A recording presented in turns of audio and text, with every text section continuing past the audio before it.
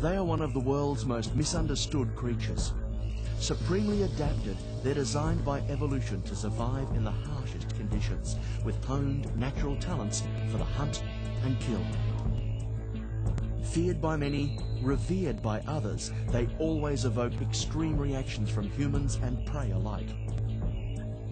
Especially when you look into their eyes and truly see the killer instincts of snakes.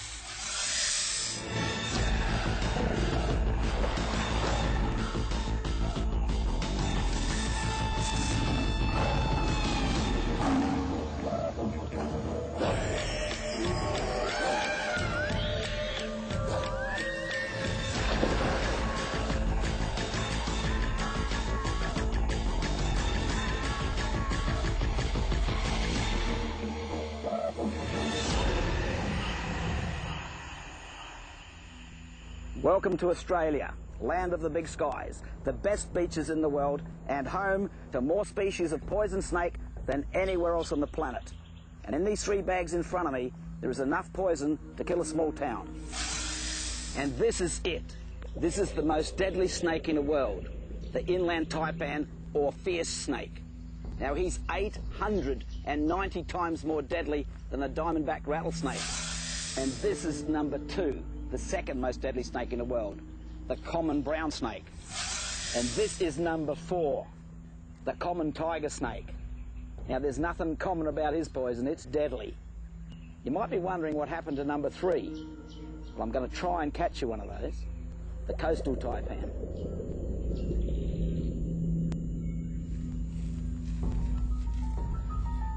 There he is, that farmer was right, he is a big one, a really big one. And this is number 3, the coastal taipan. In my books, the most dangerous snake there is. Look at the length of his thing there. And the venom's just running out. He's a decent size, this fellow. Whack him into the bag. Don't take any chances with these fellows. They're too damn dangerous. Christian texts have long depicted the snake as a symbol of evil. After deceiving Eve in the Garden of Eden, God is said to have punished the serpent by sentencing it to crawl on its belly until the end of time. And crawl it has to almost every corner of the globe.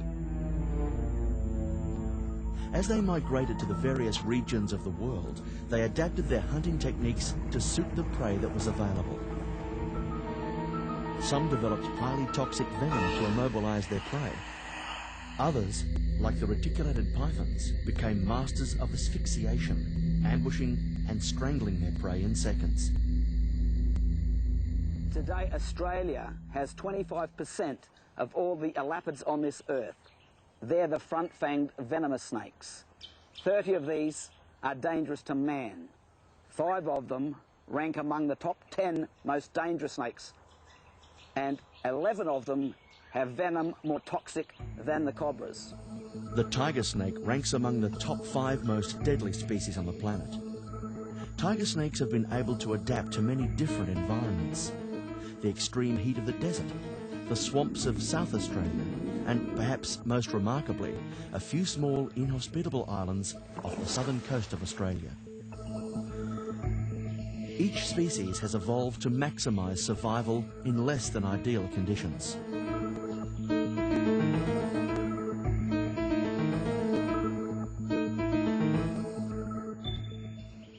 Most people think that the tiger snake's just like any other deadly snake. Well, he does kill with venom, eats his prey just like the browns and the taipans and the blacks. But I think he's kind of special, because this fellow can survive where others just can't. And how do they do this? They're just good eaters. They'll eat just about anything that moves.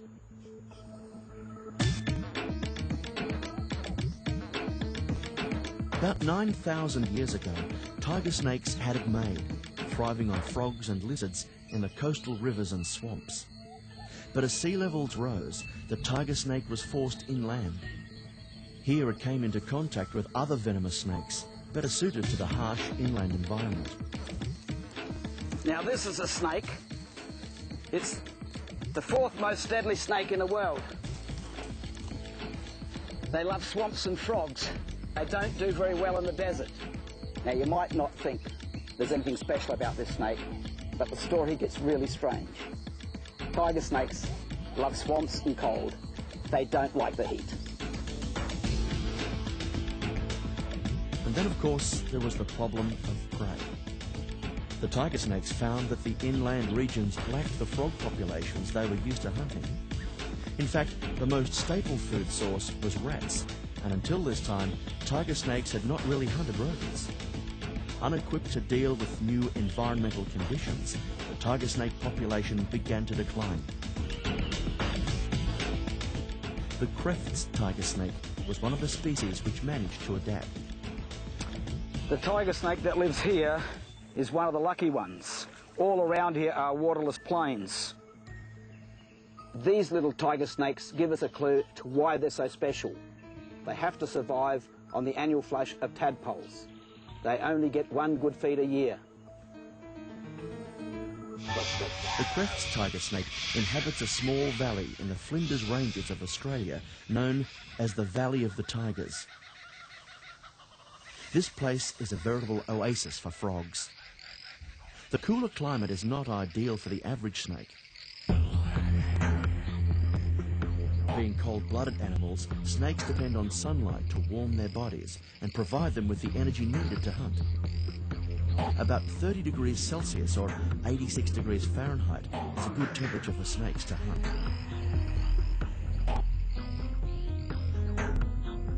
The Kreft's tiger snakes are smaller and darker than the common tiger snakes. Darker scales means that the body is able to absorb heat quickly, while a smaller body, particularly a smaller head, enables the snake to access the tiny rock crevices which are home to its prey. After warming its body in the sun, this Kreft's tiger takes to the water to gorge itself on frogs, or even better, tadpoles.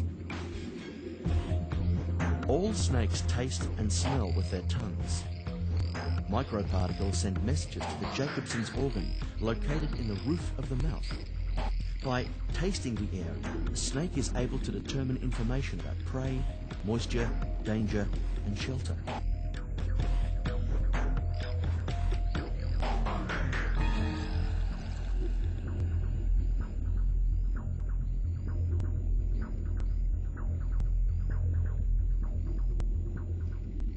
Snakes can smell just as well underwater as they can on land. The water temperature here is quite low. This means that the Kreft's tiger snakes only have a limited time to hunt before their body temperature drops and they become sluggish. The only solution is to return to land or a hot rock to increase body heat and replenish energy reserves. This ritual will be repeated several times throughout the day.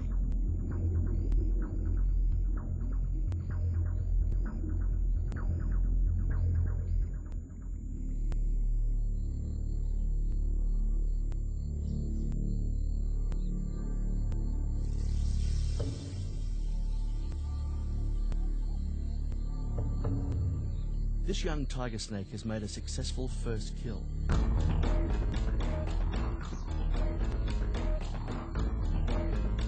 But another is not so fortunate, and it's now that the prey becomes the hunter.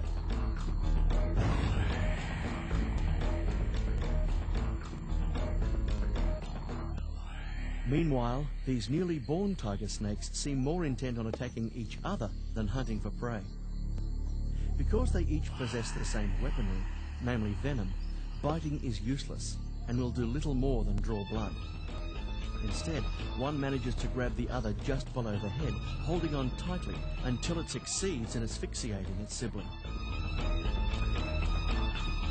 Although the Kreft's tiger snake has successfully adapted to this valley, its dependence on a single food source makes it vulnerable. If outside forces were to impact on this environment and the frog population were to diminish, the snake population would also suffer. If you think that snakes living in the Valley of the Tigers were impressive, prepare to be amazed when we return. The island tiger snakes, like this bloke here, have had it much tougher. They have not only managed to survive, but actually thrive on the most inhospitable islands.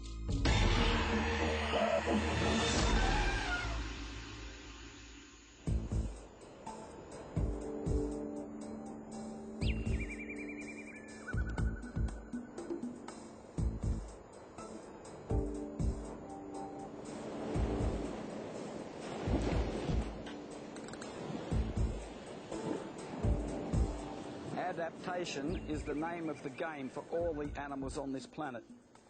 6,000 or 7,000 years ago, the seas rose and drowned out a huge area to the South Australia, which was ideal tiger snake habitat, swamps, etc. Left a few little hills sticking out, which became islands.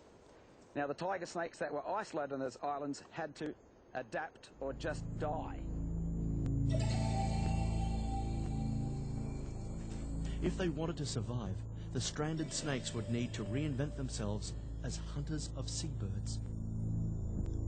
Looks like it was positively taken by a snake because the head looks like it's decomposing faster from the action of the venom. They usually try to eat the head first.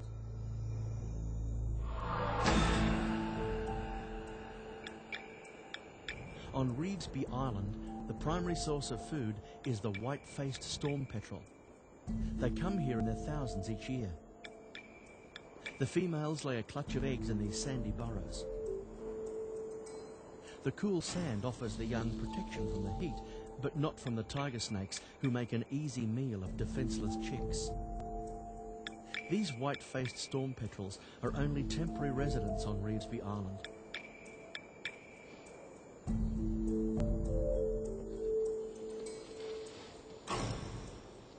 The white-faced storm petrels that nest on this island here are the only reason why the Revesby Island tiger snake does so well.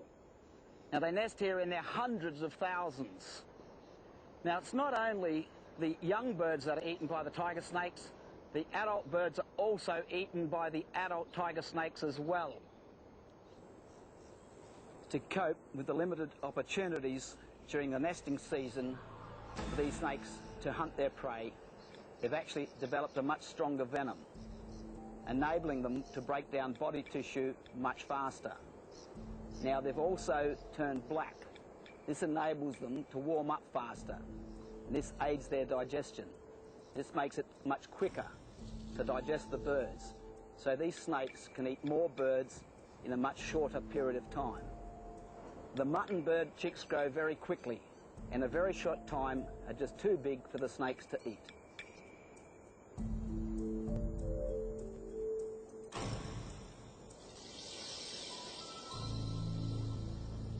On nearby Chapel Island, the largest species of tiger snake also depends on seabirds for survival. The adult short-tailed shearwaters, sometimes known as mutton birds, also raise their chicks in sandy burrows. They are much bigger than the petrels of Revesby Island, so it stands to reason that the tiger snakes living on Chapel Island have evolved to be larger and more venomous than any others in the species. The Chapel Island tigers must also strike fast and frequently in order to take advantage of the mutton bird's short nesting season.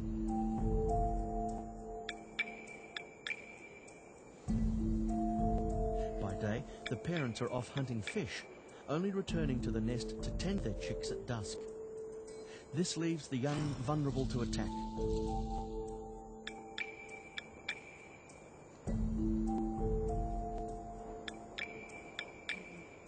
Late in the nesting season, this snake struggles to consume what will probably be its last chick. It's likely that the tiger snakes of Chapel Island will continue to evolve and grow larger so that they will be able to hunt further into the mutton bird's breeding season. For now, though, in a bizarre twist of fate, predator and prey become unlikely housemates when the chicks grow too large to be eaten. Although they've had to adapt to harsh conditions and temporary food sources, the snakes living in the Sir Joseph Banks archipelago have been able to live peacefully and without the external human pressures of their cousins on the mainland.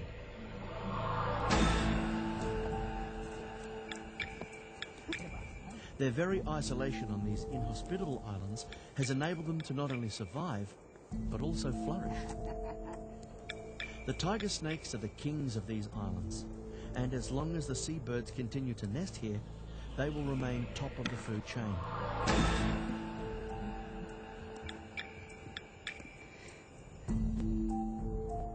On Chapel Island near Tasmania, the tiger snakes are the biggest binge eaters of them all.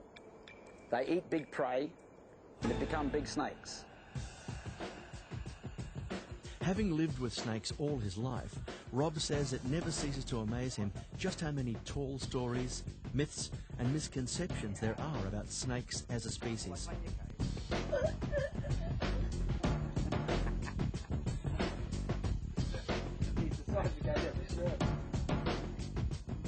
If even half of them were true, then he'd probably be scared to death of snakes too. But the truth is, snakes are pussycats. I want you to look at this snake's head very carefully. Boo! See, didn't move. He couldn't hear that. Also, watch this. Snakes are deaf and almost blind. So if anyone has ever thought they were chased by a snake, they were chased by a deaf-blind animal that can't run. And if you... I know you might have thought you'd been chased, but you really weren't. With limited senses, snakes are able to move, hunt and kill in a number of different environments. But their sensory limitations mean that they can become easily confused, especially when something as unpredictable as a human being with an extreme snake phobia is added to the equation.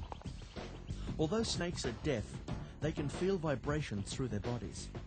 For this reason, it's a good idea for walkers to tread heavily in order to alert any snakes in the area. Sensing large vibrations, the snake will perceive that a threat is approaching and will retreat to safety. When I was a kid, about 9 or 10 years old, we were coming back from a trip of catching snakes with my dad. The bloke who first got me interested in snakes, but I had no choice. We had a bag full of king browns in the back seat. Now,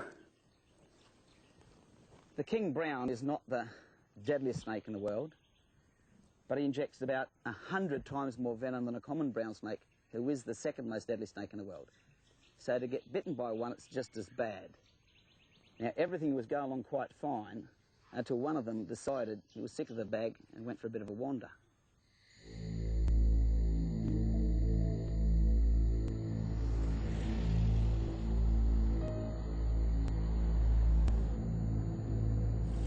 Before Rob knew it, it had crawled onto his body. Dad, snakes are out. Dad, I think the snakes are out. Good evening, Robbie. His dad's advice was, after first suggesting that he was dreaming, to stay still and the snake wouldn't bother him. Joe Sr. certainly knew snakes, so young Robbie took his advice. Sure enough, the snake crawled off me without any drama. That's why I'm here to tell the tale. If you ever find yourself in a position real close to a snake, just do as I say, stand real still. In a little while, he'll be on his merry way. You'll be happy, he'll be happy, and everybody will be alive and well.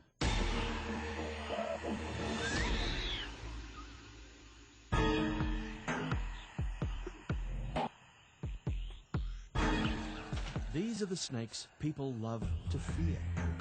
The species that have made a name for themselves on the silver screen and found a permanent place in the human psyche. But are they really so frightening? Another very famous snake is the cobra, or cobra family. Now, most people think that cobras kill more people than any other snake, in fact the king cobra. But that's not true. Like the rattlesnake, he lets you know he's there. Stands up and flats his little neck out.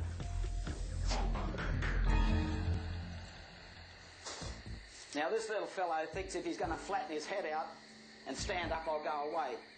But he's wrong. Most people would, of course. Now if you notice, he can only strike down in a downward sort of a fashion, straight down, flat. Come on, come on. So I can actually, if I wanted, put my hand over the top and actually touch him on his head. You can't do that with a brown snake. He'd have you straight away. Now this is the Aussie brown snake. Even though he's the second most deadly snake in the world, he kills a lot less people than the cobra because he's a runaway snake. He doesn't stand his ground. Now you saw when he went through my legs where I stood still. If I'd have moved, he might have had a go at me. Okay, matey.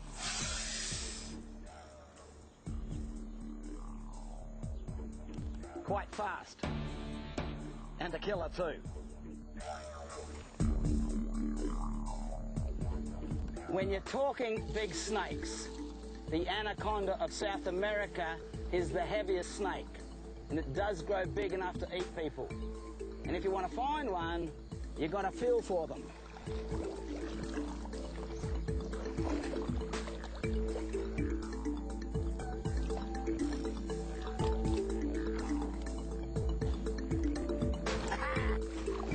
Got one.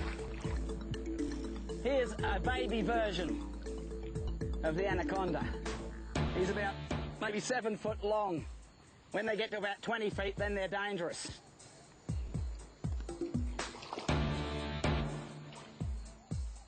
You might wonder what I'm doing up here in a tree.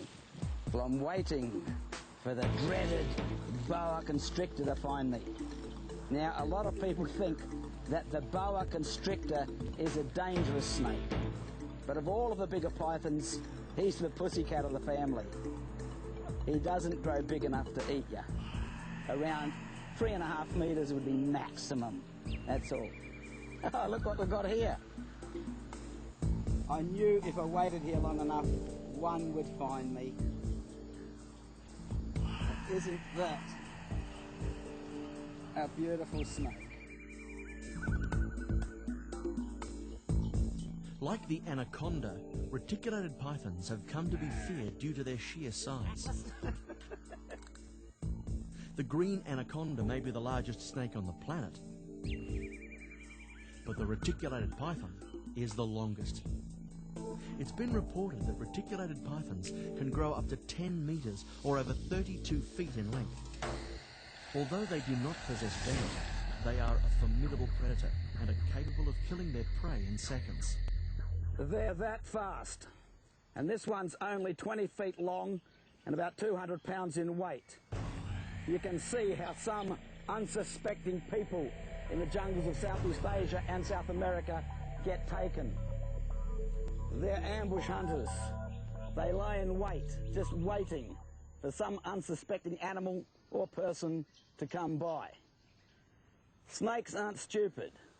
With their excellent sense of smell, they find the animal paths, in other words, the main roads the animals use in their native habitats, and just wait. Now this one was raised by my dad and looked after by the family. This is my family and just one of our pets. Isn't she a beauty? All a snake need do is taste the air and pick up the scent of its prey.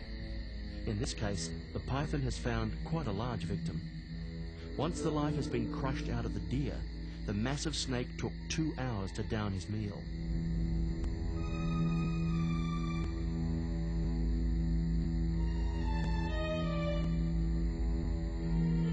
Snakes have the ability to dislocate their jaws to consume large prey. The bones are not fused, enabling the bottom jaw to split apart. Now, pythons do grow big enough to eat people. What I'm going to try and show you here is how quick they can kill their prey.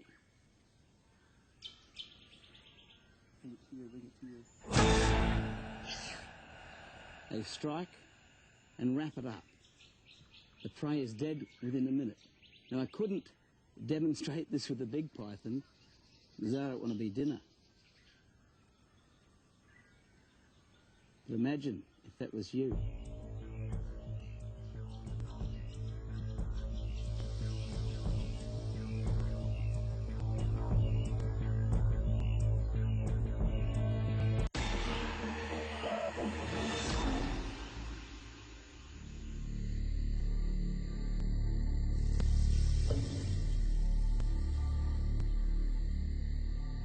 taipans move, strike and kill faster than most other snakes. Australia is home to two species, the coastal taipan and the inland taipan. Both snakes are relatively fast-moving burrow dwellers, but it's here in the cane fields of North Queensland, Australia, that the coastal taipans are thriving. There would have to be hundreds of these coastal taipans in these cane paddocks. They couldn't hope for a better home. In this type of environment, rat populations tend to explode, so he doesn't have to go too far for a feed. Although the introduced black rat has been of great benefit to the taipans, the original species it displaced was the brown bandicoot, a rat-like marsupial. A much larger animal with long, sharp teeth, the bandicoot could be quite a formidable opponent. The fact that the coastal taipan evolved to hunt the brown bandicoot explains why it first developed the strike and retreat hunting technique it still uses today. With its body temperature perfect for hunting, this coastal taipan moves effortlessly through the cane, tasting the air for any signs of its prey. It isn't long before the taipan senses a rat nearby. When the taipan enters the burrow, the unsuspecting rat finds itself trapped.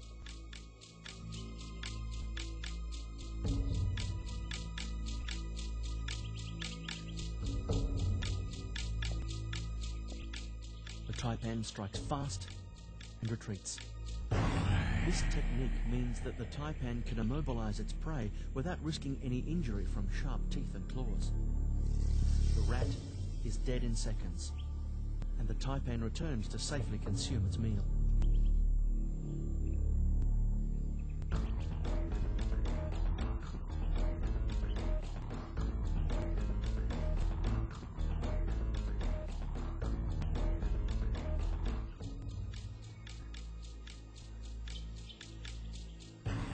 The inland taipans are much tougher than their coastal cousins.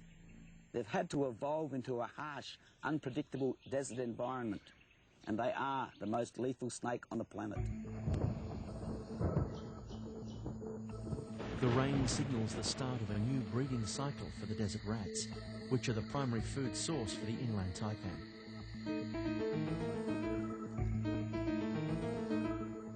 Knowing that the rat population is soon to explode, the taipans also begin to mate.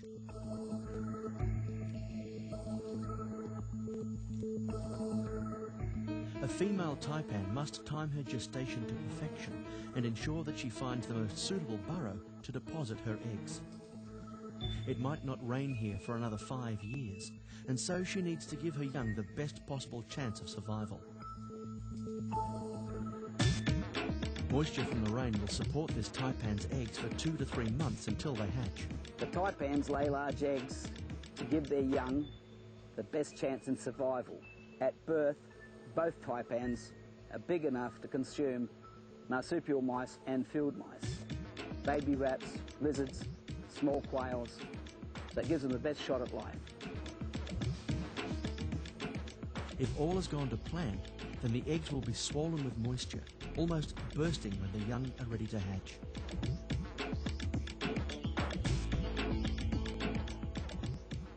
Even when just hatched out of an egg, the young taipans are just as deadly as their parents. Don't be fooled by their size. It's just the venom isn't as much as the big ones, but it's just as deadly. They can still kill.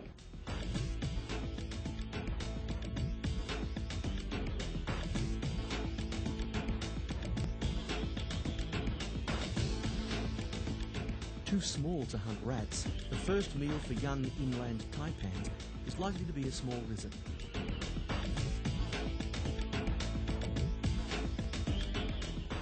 The first few years of life will be tough for the young snakes.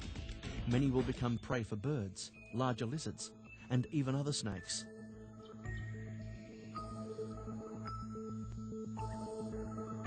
The king brown is a likely predator. Being a cannibal, it's immune to all snake venom. Ironically, the king brown's venom is 40 times less effective on rats, and yet it still manages to kill other snakes.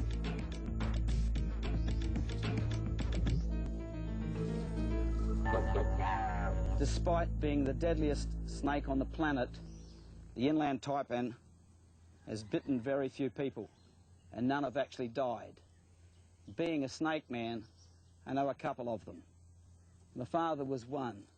While out catching them, he grabbed a big one by the tail, and like a whip it flipped back and hit him on the chest. The other was my mate John Robbo Robinson, who took a bite while cleaning a cage. He was the 5th person ever to be bitten. As you'll see, the experience left him in pretty bad shape. They're one of the few snakes that can cause irreversible nerve damage. So you could have a hand that's partially crippled, you can have a muscle that spasms, a muscle that doesn't work. Each year around the globe, 100,000 people die as a result of being poisoned or envenomed by animals. In some countries, injury or death caused by snakebite is a more likely medical concern than cancer or heart disease, with more than 10% of hospital beds being occupied by snakebite patients. It's been estimated that the worldwide cost for people suffering from some type of envenoming is greater than $1 billion every year. It stands to reason, as more land is being cleared for development, the animals there have to adapt to living with humans. Still, if humans displayed a bit of common sense, they would discover that they could learn to live in harmony with snakes. A few years back, a mate of Rob's, John Robbo Robinson, learned the hard way that even a professional snake handler can get caught out from time to time.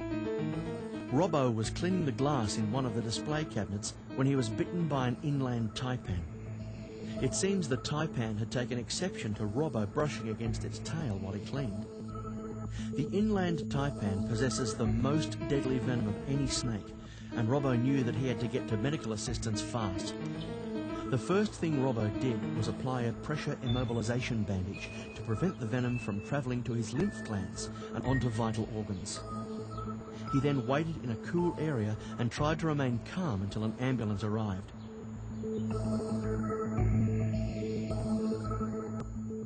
Brian Fry is a clinical toxinologist with the Australian Venom Research Unit.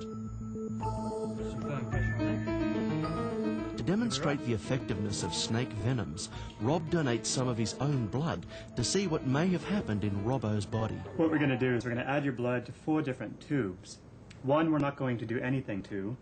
The other one we'll add inland taipan venom, then mulga snake venom, and then for the last one we'll add sea snake venom. And what we want to do is show how they affect the blood. Now, Brian Fry adds taipan venom to Rob's blood. Now if you look, the inland taipan has already turned your blood completely into one giant clot. But that's not what's going to happen clinically. What happens when you're bitten is it forms thousands upon thousands of tiny little clots in your body. So your blood doesn't actually look like this, except for under a microscope. But what happens after that is that it's used up all your clotting factors, and then you can't clot at all. Then you bleed to death. Well, potentially, yeah. The first symptoms I noticed once I was in the hospital were sweatiness. I was starting to get a bit of a temperature and feeling quite queasy. I also had a lot of pain around the bite area. The actual muscle went all red and swelled up quite large, my arm, just around the bite area. It was actually so sore you couldn't press on it or touch it. The next thing I noticed was the lymph gland under my arm was swelling up like a golf ball, so I knew the venom was well and truly in the system and on its way. Because Robbo works with snakes all the time, he was reluctant to take the antivenin, which would reduce his immunity in the case of future snake bites. Remarkably, Robbo pulled through, but as a result of the snake bite, he lost 24 pounds and later suffered a mild heart attack. So a taipan bite causing a heart attack 3 weeks later, for example, is a bit atypical, and it might be more linked to a little bit of damage that occurred during the bite and then something else triggering that further on, as opposed to the venom still working 3 weeks later.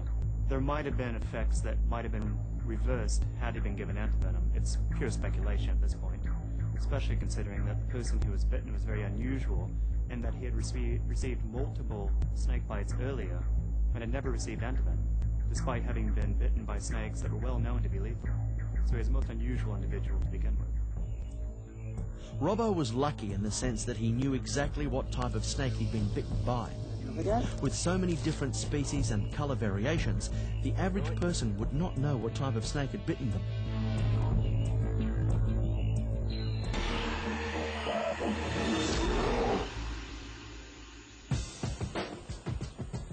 For many people, the idea of a snake plague in their hometown sounds like the equivalent of hell on earth.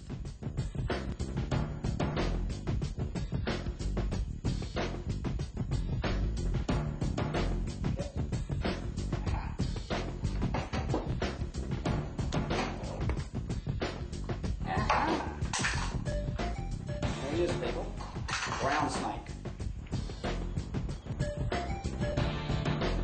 A recent brown and black snake population explosion has left many residents of the sleepy seaside town of Byron Bay on the east coast of Australia screaming for the local snake catcher. Byron Bay would have the highest call-out rate than anywhere else on the east coast of Australia. Well, out of nearly 2,000 snakes that I've had so far, I have had approximately 200 that were indoors, and most of them were really dangerous snakes. The eastern brown snake is the second most deadly snake in the world. In the past year alone, George Ellis has received over 1,300 calls from residents about dangerous snakes. Most of the snakes, I find them on the beach, on the foreshore, in councils, caravan parks and swimming pools, and generally in outdoor areas. Here's one Byron Bay resident who owes her life to George Ellis.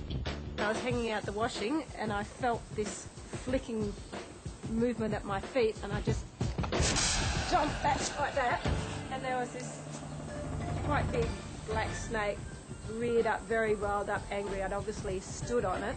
And he just bumped against a leg, nothing. Didn't feel any bite. You can actually be bitten and not feel the bite, and it might not take effect for a couple of hours later, and I thought, well, I obviously felt something because I'd looked at that spot twice. So I thought, oh, maybe I better phone George and just talk to him about it, so I did. Because I've had a lot of experience, as you can imagine, after all these years, I decided that she had been bitten. And then he got here and he heard the story, he came out and he looked, he couldn't see the snake, but he deduced that it was a snake called a rathscale snake, which was quite poisonous, and said, well, I think it's better to play safe and assume that you got close enough for it to have bitten you and take you into hospital and get it checked out. I took her to the hospital, they did the test, and they determined that she had been bitten. And another horror story. Well, the call came around about 10:30, 11 o'clock at night, and the lady was really screaming and carrying on in the front. It was quite almost lost it. And I said, what's going on? Where are you? And she said, I'm standing on top of the fridge in my nightie with my two girls, and I could hear a noise in the background, like a thumping, a regular pattern. I said, what's that noise I hear? She said, the brown snake is attacking us. Now, when I turned up, by then the snake had moved, because it was only agitated, and went inside, and you know where I found the snake? In Barbie doll's house, under one of the girls' beds. There's no doubt that the snakes of Byron Bay have bred in record numbers. While many of the local authorities are hoping that the snake plague will just go away, George is becoming increasingly frustrated and concerned about the number of venomous snakes living in the area. Byron Bay has the highest concentrations of venomous snakes anywhere in Australia, if not the world.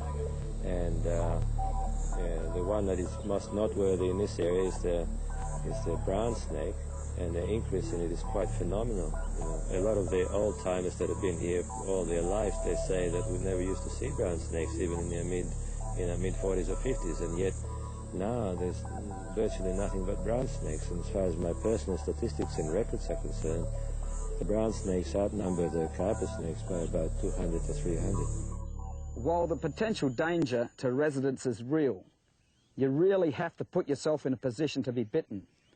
In fact, you really have to stand on, try and catch or kill the snake to be bitten.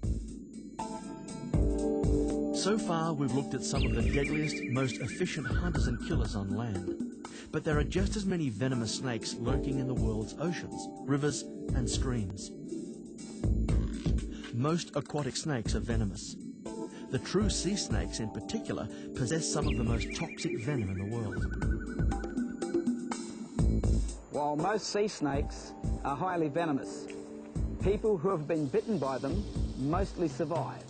This is because sea snakes have very short fangs, inject tiny amounts of venom, and like terrestrial snakes, can control the amount of venom injected. More often than not, it's fishermen hauling in netted sea snakes rather than swimmers that are bitten. Sea snake venom is deadly to man, but many believe their fangs are too small to inflict any real bite. Toxinologist and captive sea snake breeder Brian Fry disagrees.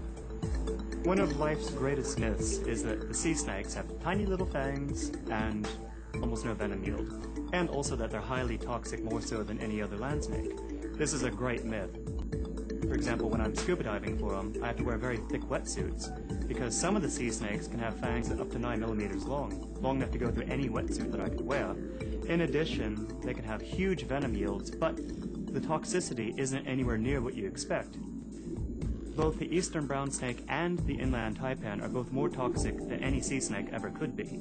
However, many of the sea snakes are about on par with the coastal taipan, death adder, or tiger snake. At heart, they still remain, in my opinion, Australian land snakes.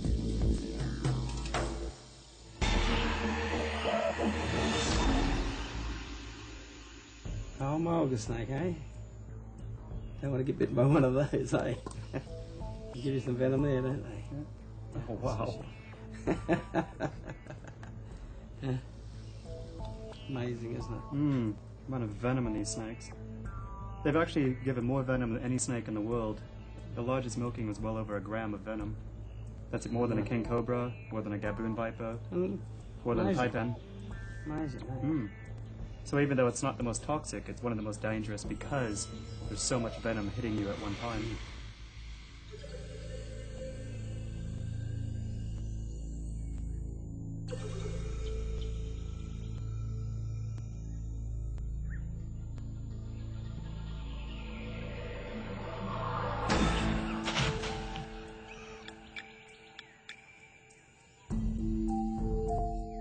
Snakes may not be as cute and cuddly as other animals, but they've earned the right to live on this earth.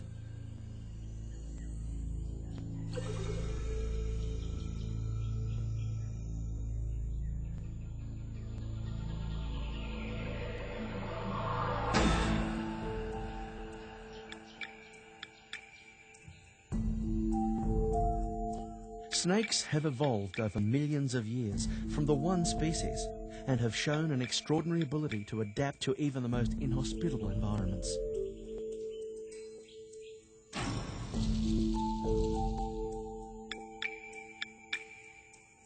As a general rule, if you don't mess with them, they won't mess with you. The vast majority of the bites occur to young males, 16 to 25 years old. A little bit of alcohol is often involved, but they're playing with the snakes. They're trying to catch it, they're trying to be macho, they're trying to show off. That's a guaranteed way to get bitten. A lot of bites actually occur to after someone's been bitten and someone tries to catch the snake to identify it.